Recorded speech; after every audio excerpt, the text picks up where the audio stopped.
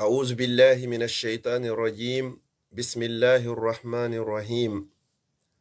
الحمد لله رب العالمين، ثم الصلاة والسلام على النبي الكريم.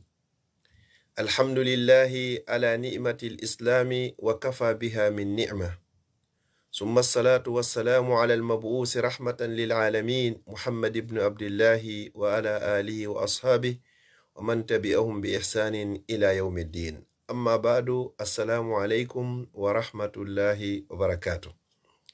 أراي مسيب بجول بتدو بتدير بالإسلام أوين يتو دي الله سبحانه وتعالى دو أنو نلاد مكون صلى الله عليه وسلم كانكو يبينغو نمكو ننفو إسحابا بمكو بنفو إكالا وندو إلا والبيدو إلى يوم القيامة.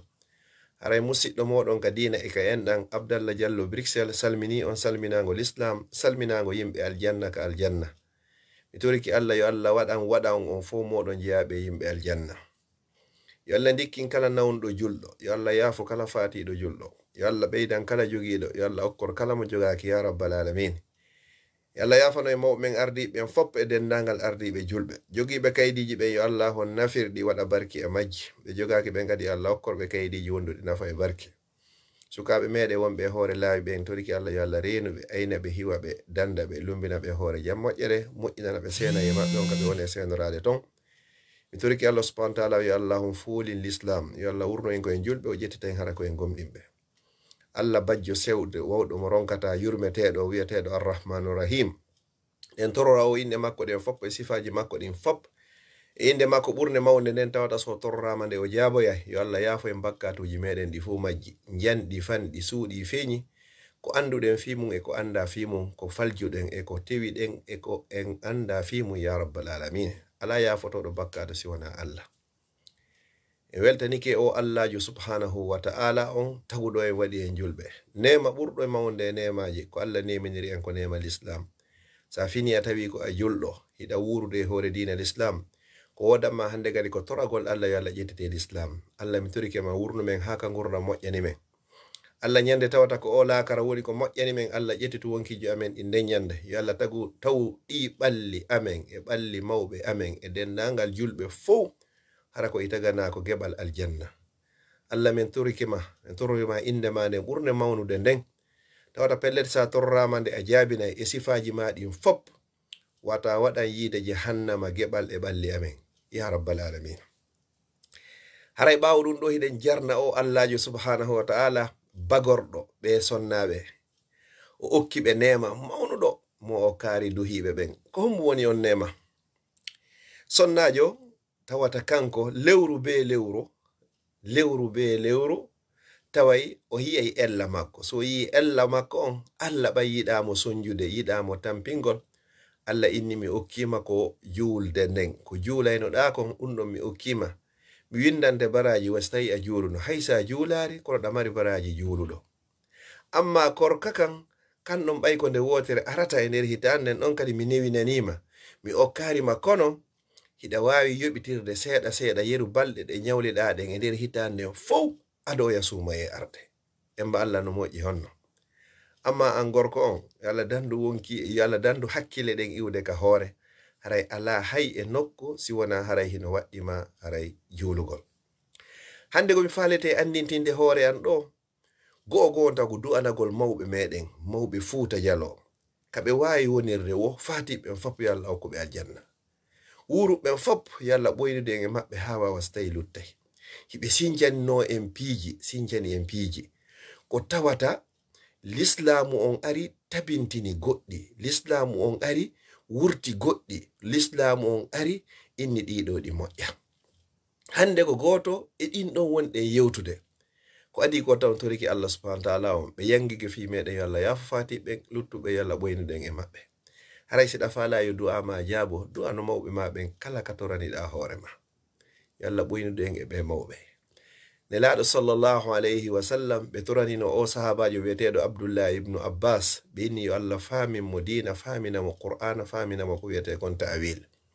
Allah jaabini du'a on ko on ɓe inta hibrul umma, tinduhum ndaha wonande mofte ɗen fop.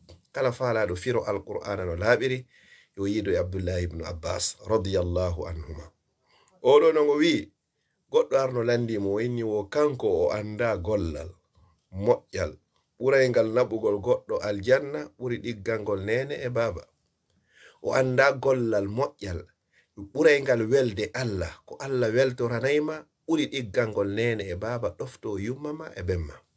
Sa ɗoftike nene a ɗoftaki baba nafata. Sa ɗoftike baba a ɗoftaki nene nafata. Sa ɗoftaki ɓe ɗiɗo non nafata. Ko nafay ma ko fop ko sa ɗoftike nene ma e baba en ma.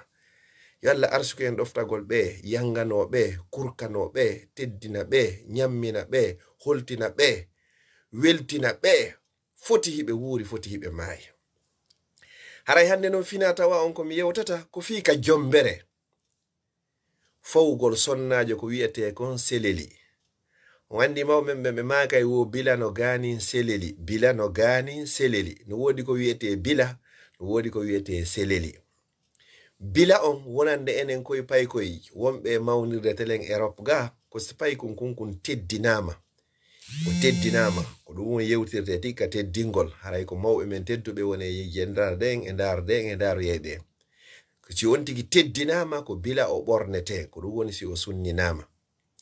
Si tawi non on tigi o tiggama o jombama ɗon haray o tiggete tiggare danere ko ɗum wiyete seleli. Ko tuma goɗɗo jombawo si tawi on seleli fawe e hoore makko danejum peng hara no way wanwa perkane ko ɗum o waɗete ko ɗum wiyete selelirne.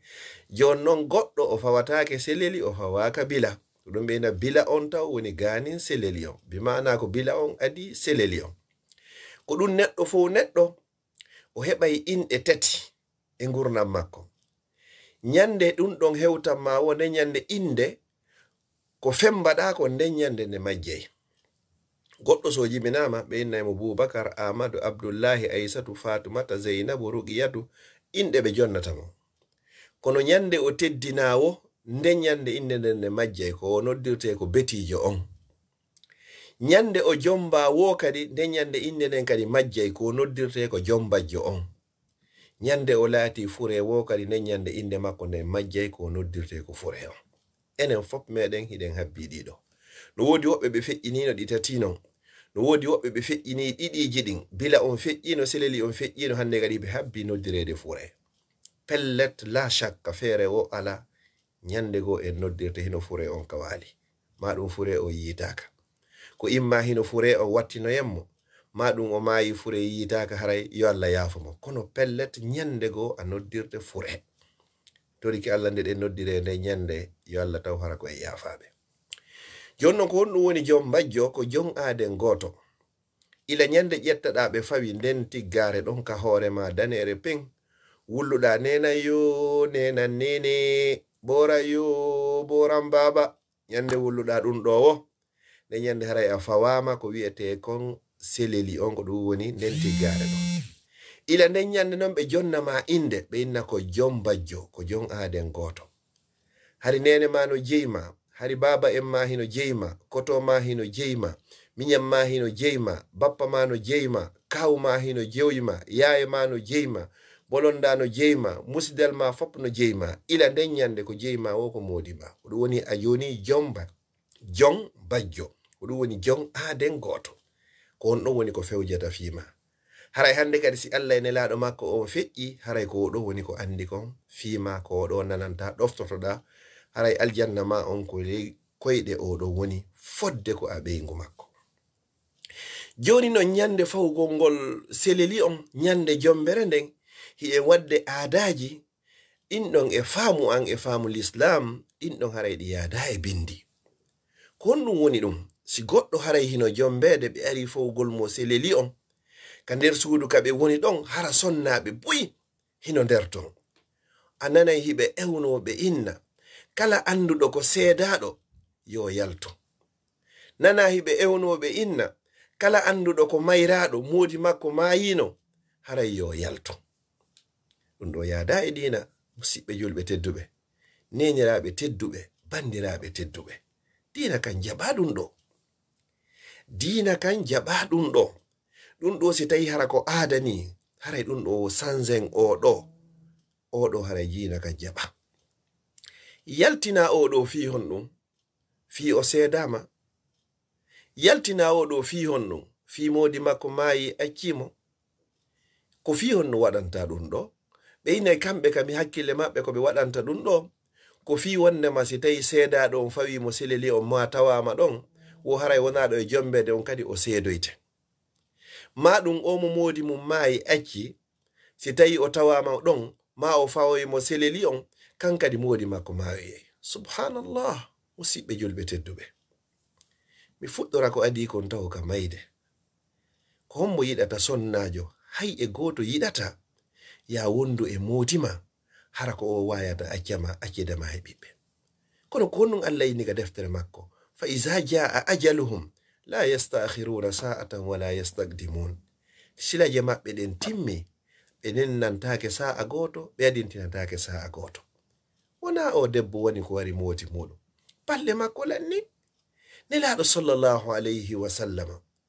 geɗal maɓɓe on nene Ruqayya radiyallahu anha oɗo ɓe okkunomo Sayyidina Usman ɓe wondi e Sayyidina Usman ha oɗo fati nelaɗo ƴetti miñirawo on no on kadi okki Sayyidina Usman ko ɗum woni nene Ummu Kulsum enen ko fi honɗum noon si hewti ka jombere nden kadi ko fida tawa dewgal ngal humanoma ɗum ɗon ko fi tun weltidirangol yowodira hay e hunde e dewgal ngal ko fina tawa jonnon o sonnajo mo modi mum maayi o yimmike o ari o haaju ko nelaɗo sallam maki ya si musidɗo ma noddima e haaju hara ko dagi ya noto o ari fi o haaju no gasa o ari o defi no gasa o ari o neldi no gasa o ari o layɓi ma no gasa o ari o fitti o waɗi ɗi piiji ɗi fuu si hewti noon ka welo welo fi ko adda kon tigi innon ɓay oɗo komo modi mo maayi yo yaltu o tawatake en hersini o ka en hersinari mo en hersinimo en laagi e hoore meɗen ko hoore men woni ko hersinɗen nelaɗo sallallahu alayhi wa sallam e maki man satara musliman kala sorruɗo julɗo joni noon si tawi wonɓe toon ɓe fof ko ɓe modiɓe mum maayi si tawi wonɓe toon ɓe fof kadi hara ko seedaɓe ɗum ɗo haray ko diina ni neniraɓe tedduɓe bandiraɓe tedduɓe si tawi kadi ko seedidaɗo kadi e nder suratuji 114 wonɗi ɗin ka nder alqur'an on yiyata toon simore yewtayde fi desal ko simore yewtayde fi cergal suratu talak si yehi ɓe wondi ha arsikeji maɓɓe ɗi lanni ɓe waynodiri hande kadi Allah ko inni fa imsakum bi ma'rufin aw tasrihum bi ihsan nokku go inni at-talaqu marratani cergal ko laabi yiɗi ko ɗo ko be waɗa joni oɗo o seedidi e modi makko o ari kanko kadi tawegol nde jombere ɗo welo welo haray ko honnum oɗo kadi raɗorton mo ɓeydanon mo suno himo sertida ko suno modi makko no maayi ko suno o wara ɗon kadi fi assistugol tawe ɗum ɗon participa ɗum ɗon innon mo kadi yo yaltu o tawatake ɗum ɗon hande kadi e musidɓe julɓe tedduɓe on hoynimo ka on hoynarimo wallahi on hoynimo on hersinimo ka on hersinarimo on hersinimo ko fi honɗum waɗanton ɗum ɗo koye hoore honɗum tippuɗon ɗum ɗo koye bindi tippuɗon ɗum ɗo ko karamo ko ɓe yeti on ɗum ɗo ka on waɗiri ɗum ɗo to mbela ye wonki an on innuɗo yo yaltu an hiɗa felliti wondema an e modi ma on luttiray kala ko lannirari gurdal lanniray mayde o wonaɗo e jombede ɗon en fop meɗen mo be men ila nyande heɓi balɗe 190 ka nder renga yumma makko 120 jours ko ɗum woni lebbi 4 nden nyande Allah imminay malaikajo ara o winda lajal mangal ko winda ɗon ko Allah windino wondema pellet an e oɗo ko seedayɓe Allah windino wondema pellet a maayay acca modima ma Allah windino pellet modima maayay accete joni noon ko enen wawata sakkade ɗum ɗon goto e meɗen anda ko windana joni noon fi modi makko maayi ko kanko wari mo fi o seedi e modi makko na e hoore kodriya ko fi honɗum raɗantoɗamo hiɗa noddimo e haaju on a invitimo o notike noddano non tawa daga ka dagi tawata nyande welo welo ngon tawa ko nden nyande mettinanta wulɓe woɓɓe goo oɗo hiɗe on wonaɗo e jombede ɗo woodi woɓɓe jombeteɓe bimbine nyande dewgal ngal hela ɗum woodi jombeteɓe woɓɓe hara ɓe yidare e modi mum ɓe waaloɓe maaya balɗe lanni si balɗe lanni hay hunde ala ko wawi yildude on tigi si balɗe lannari hay hunde ala ko wawi naɓurgol goɗɗo wona nawna woni ko warata ko lannu balɗe woni ko warata wona fi joni ko seedaɗo fawi mo selelire nden o ronkete seedirede si Allah hoddiri ɓe seeday wona fi ko mayraɗo woni ko fawi mo selerire nde ma tawa ɗon kanko e modi makko ɓe luttidata ko immaɓe mayidi ma gorko mayi accimo ma kanko debbon o mayi o accimo. Neniraɓe tedduɓe teddirɓe l'islam, bandiraɓe tedduɓe teddirɓe l'islam, mi torori on sabi Allah sa wawata teddingol julɗo wata hoynomo. Mawɓe meɗen ɓen ɓe makay sa ɓeydanta tiga nebbam wata ɗoytanɗe. O sonnajo joni si tawi sonnajo be andi pellet si hewti ka jombete ɗon pellet ko o yaltinteɗo o yahay. O sonnajo seedaɗo so andi ka jombete ɗon o yaltinte o yahay o yata. O sonnajo mayraɗo mo modi mum mayi acci so andi ko yaltinteɗo o yahay o yata. Haray ko an woni sabu haɗugol mo jokkere enɗan. Jonnon sa woni sabu a haɗimo jokkere enɗan kala bakkato ko heɓi ɗon haray ko an woni ko rondotoɗi. Bakkato ɓurɗo mawde on e ɗum ɗo fop koko hoynuɗamo kon wirtuɗamo kon. No gasa woɓɓe hari anda hay o seedama a woni sabu hande kadi o hoyni hoore makko. No gasa woɓɓe andano hay modi makko mayima hara ko mayraɗo ɓay ka haajuji ɗon mbuy fottay ɗon hara ko welo tawa noon joni ko a wata wonde sabu yalte yo foppu yaltu wata goto to jooɗo on tigi jooɗo murƴu merƴen ɗon ha tawa ko sakkitorta ko yaltugol haray no uggini. No gasa o kanko e modi makko feƴƴin ɗon haray ɓe welduno on mayi accimo ila nayi ndeññande kadi haray on memmintinanimo kadi ko wiyete kon suno. On memmintinanimo kadi wullugol jemma fop. On memmintinanimo ndeññande kadi muusu ɓernde hara ko an woni sabu ɗum ɗo. An yaha waloyoɗa hiɗa fowti hiɗa welti hiɗa acci musidɗo ma no walodi e suno himo wullude. Neniraɓe tedduɓe bandiraɓe tedduɓe ɗum na e dina tawa. Ma innugol jombatake bimbi jombatake nange no wuli jombama wo jemma leere mo jomba wo leere mo jomba ko toroton en ko yalla waɗu barki e dewgal ngal. Naafi jombama bimbi subaka ɓe seeday law. Naafiɓe jombama ñalorma yange no wuli hakkude dewgal ngal wuloye. Naafi si jombama kikiɗe hara nange ngen ɓutti dewgal ngal ɓuttoye. Ko Allah ɓuttini wo ɓuttata kala ko Allah ɓuttinari ɓuttata. Yo Allah ɓuttin dewle ɗen ɓuttinana en sansana en sifadi jikkuji. Musidɓe julɓe tedduɓe neniraɓe tedduɓe teddirɓe l'islam ɓe torori on sabi Allah aadaji ɗin fina tawaji ɗin ko tawruɗen mawɓe meɗen men kon yo Allah yaafo ɓe sincannoɓe sifaɗi piiji. Kala ko tawata kon lundaki dina l'islam gollitiren ha nyande yiwɗen ko lundi kon. Fodde lundaki gollitiren kono waɗirgol ngol ni haray ɗum ɗo yaada e bindi. Andite taw ɗum ɗo yowdira hay hunde e dewgal ngal ko fina tawano. Ko fina tawano ko fi welningol tun mo be yo hollu jikkuji muɗum e aadaji muɗum. Haray kangal jutingol ko nder toɓɓere ɗo mi falte no andintinde hoore am andintina neniraɓe an onon ɓe tedduɓe e ɓe bandiraɓe an tedduɓe teddirɓe l'islam. Mi turike on mi jeeji on mi jeejiri on li wajhillahi fi Allah ko feƴƴi ko miɗo toro Allah yo Allah yaafo on kono sifa ɗum ɗo haysi waɗitaka. Foti ko mayraɗo jombi yo innu yo Allah waɗu barke e dewgal ngal. Foti ko seedaɗo jombi yo wi yo Allah waɗu barke e dewgal ngal. Foti ko mo mara ɓeygu mo mara modi jombi yo Allah waɗu barke e dewgal ngal. Ka joni en innay kadi kala mo jombaka kadi on no ngay wata jombu mo fiwata o yaron ko jombede la ɗum ala ton. Ko nelaɗo sallallahu alaihi wasallam no waɗanno en duwaji spécial si Allah goɗɗo hollitima no jombude mahimo jombade innami toriki Allah yo Allah waɗu barke e dewgal ngal yo Allah hon feppindin on yo Allah okkur on ko wuri waɗa barki duwa ɓurata ɗum ɗo.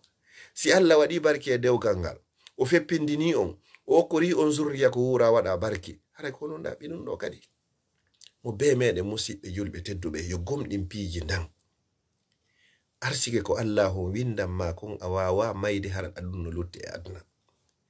Ɗiɗi ya andu pellet arsike ko Allah hon windan ma kon goto wawatama haɗude ronka hendade. Kala ko Allah windanarima goɗɗo wawatama jonnude ko windanarima ko Allah windanarima. Si mofteɗen fop si aduna Allah on fop moɓodiri fi yoɓe lorre tawi Allah windano ɗum ɗon ka nder renga yummama ñande heɓuɗa balɗe 120 jours wallahi ɓe fo ɓe ronka e lorrugol ma. Si fof ɓe moɓodiri fi yoɓe nafe yoɓe walle yoɓe teddine tawata pellet Allah waɗananoma ɗum ɗon fewndo wonɗa ka nder reedu yummama ñande heɓuɗa balɗe 120 lebbi 4 ɓe wawama nafude hay e hunde. Si a gomɗini ɗum ɗo, a jogitike ɗum ɗo, a fowtoto. Allah ko inni ka deftere makko, wa fis samai rizqukum wa ma tu'adun. Arsike moɗon on kaka kammu dow ga woni e kala konko foɗa ɗon. Mawɓe meɗen ɓe makay yewtere labande, yewtere wondude e tawhid, wondude e iman. Ɓe innay fodore taw bindi yorino.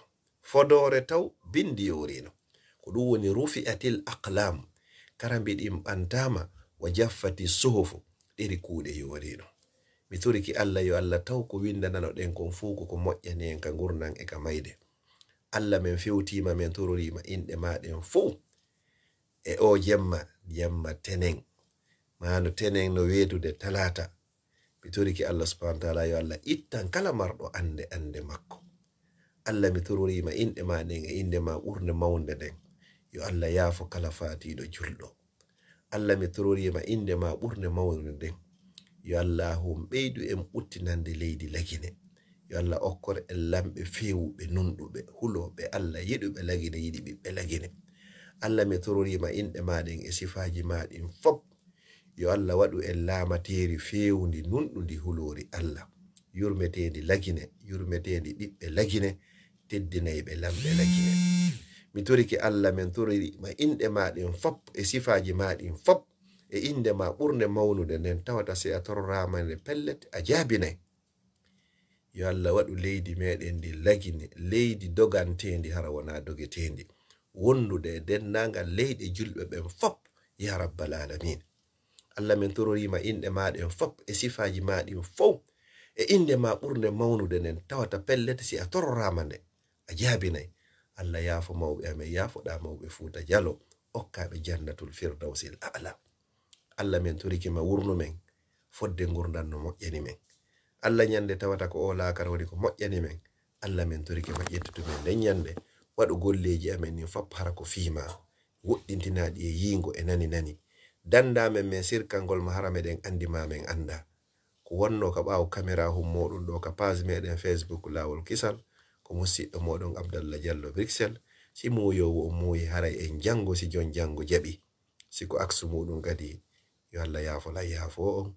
Wassalamu alaikum wa rahmatullahi wa barakatuh.